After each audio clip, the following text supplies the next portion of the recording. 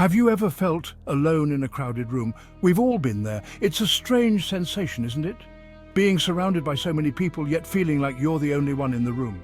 It's as if there's an invisible barrier separating you from everyone else. Surrounded by people, yet feeling utterly alone. You see others engaging in conversations, laughing and connecting, but for some reason you can't seem to join in. It's like you're on the outside looking in, watching life happen around you but not being a part of it. That deep pang of disconnection, the longing for someone who truly understands, that's loneliness. It's more than just being physically alone. It's an emotional state that can be overwhelming. You might be in a room full of friends or family, yet feel like no one truly gets you. It's a universal human experience, a feeling that transcends age, background and social status, whether you're young or old, rich or poor. Loneliness doesn't discriminate. It can strike anyone, anywhere, at any time. And it's not just about being alone, it's about feeling disconnected from those around you. We may smile and laugh, but deep down, a quiet ache reminds us that we crave genuine connection. We put on a brave face, pretending everything is fine. But inside, we feel a void. It's that quiet moment when the laughter fades, and you're left with your thoughts, wondering if anyone truly knows you. This isn't just about wanting company, it's about a profound sense of emptiness, a lack of belonging that can leave us feeling lost and incomplete. It's the feeling that no matter how many people are around, you still feel like something is missing. It's about a profound sense of emptiness, a lack of belonging that can leave us feeling lost and incomplete. It's the sense that you're drifting through life without a tether, without a connection that grounds you. It's the nights spent lying awake, wondering if anyone would notice if you were gone. It's the yearning for a bond that goes beyond the superficial, for relationships that nourish our souls and make us feel truly seen. We all want to be understood, to have someone who listens without judgment, who sees us for who we really are. It's those rare moments of genuine connection that remind us we're not alone in this world. And it's those moments we hold on to, hoping to find more of them as we navigate through life.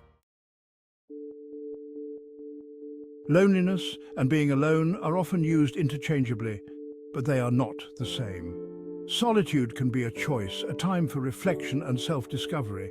It can be peaceful and rejuvenating, a chance to reconnect with ourselves. Loneliness, however, is an unwelcome guest. It's the feeling of isolation that creeps in even when we're surrounded by others. It's the disconnect between the relationships we have and the relationships we crave. We can be surrounded by family and friends, yet still feel the heavy cloak of loneliness. It whispers that we are not understood, that our true selves remain hidden. Loneliness can manifest in two primary ways: emotional and social. These two forms of loneliness, though distinct, often intertwine and can deeply affect our mental and emotional well-being. Understanding the nuances between them is crucial in addressing and alleviating the feelings of isolation that many people experience. Emotional loneliness stems from the absence of a close, intimate connection. This type of loneliness is characterized by a deep sense of emptiness and longing for someone who truly understands and accepts us. It's not just about being physically alone, but about feeling emotionally disconnected from those around us. It's the longing for a best friend, a romantic partner, or a family member who truly gets us. This yearning can be particularly intense when we have experienced a loss or a significant change in our relationships. The memories of past connections can sometimes amplify the sense of loneliness, making it even harder to cope. Imagine a young mother surrounded by her children yet feeling utterly alone because she misses the deep connection she once shared with her partner. Despite being physically present with her family, the emotional void left by the absence of her partner can be overwhelming. This scenario highlights how emotional loneliness can persist even in the presence of others. Social loneliness, on the other hand, arises from a lack of belonging to a group or community. This form of loneliness is about feeling like an outsider, not having a sense of belonging or a place where we feel accepted and valued. It can occur even in the midst of a crowd, where the absence of meaningful social connections makes us feel isolated.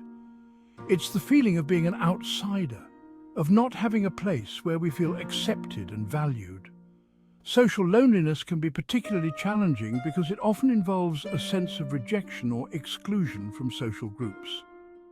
This can lead to a cycle of withdrawal and further isolation, making it difficult to break free from the feelings of loneliness.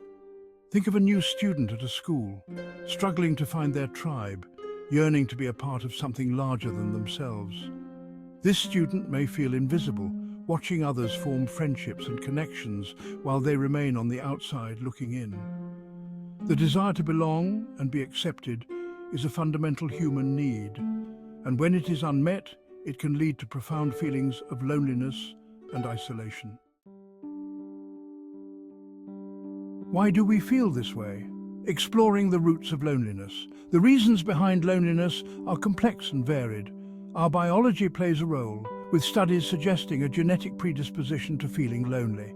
Psychologically low self-esteem, fear of rejection, and difficulty forming attachments can contribute to feelings of isolation. Culturally, we live in a time of increasing individualism and social mobility. While technology promises connection, it can also lead to social comparison and a sense of inadequacy. We curate our online personas, showcasing only the highlights, which can make it harder to form genuine connections offline.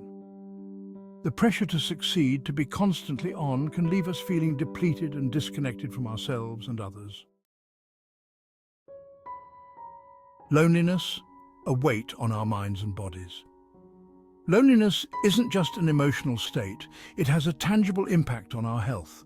Studies have linked chronic loneliness to a higher risk of heart disease, stroke, and dementia. It can weaken our immune system, making us more susceptible to illness. Mentally, loneliness can exacerbate anxiety and depression. It can lead to negative thought patterns, self-criticism, and feelings of hopelessness.